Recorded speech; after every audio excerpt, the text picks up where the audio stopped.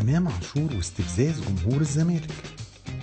ليه إمام عاشور بينشر فيديوهات وهو بيغني أغاني أولتراس الأهلي؟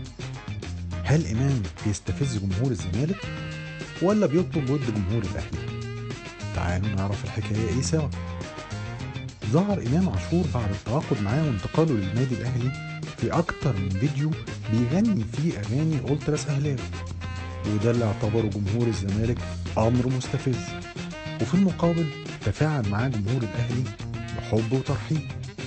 إمام عاشور ظهر في أول فيديو ليه بيغني سطلان، الأغنية اللي انتشرت بين جمهور الأهلي بعد الفوز بدوري أبطال أفريقيا، وانتشر الفيديو بعد إعلان تعاقد الأهلي معاه. وهنا جمهور الأهلي اعتبر إن دي بداية الانتماء للنادي. ظهر فيديو تاني لإمام عاشور وهو في العربية مع أصحابه بيغني أهلاوي أنا والفخر بيا، وده بالتزامن مع أزمة حسين الشحات لاعب الأهلي ومحمد الشيبي لاعب بيراميدز.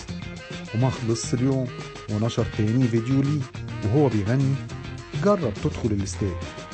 جمهور الأهلي اعتبر نشر فيديوهات إمام عاشور في الوقت ده هو تخفيف الضغط على حسين الشحات وسحب أنظار الجمهور لناحية تانية بعيدا عن الأحداث المنتهية واللي فيها إدانة لزميله في الفريق. جمهور الزمالك ما كانش بارع المنطق ده وقرر انه يهاجم إمام عاشور بحجة استفزازه وان ده شيء غريب من اللاعب اللي كان من فترة بيعيط عشان يسافر يحترف بره، ووعدهم لما يرجع مش هيلعب الا في الزمالك. استمر الهجوم على إمام عاشور لاعب الأهلي من الجمهور الأبيض ورئيس النادي اللي خرج في المؤتمر الصحفي وقال إمام عاشور من ساعة ما راح الأهلي والأهلي بيتعصب.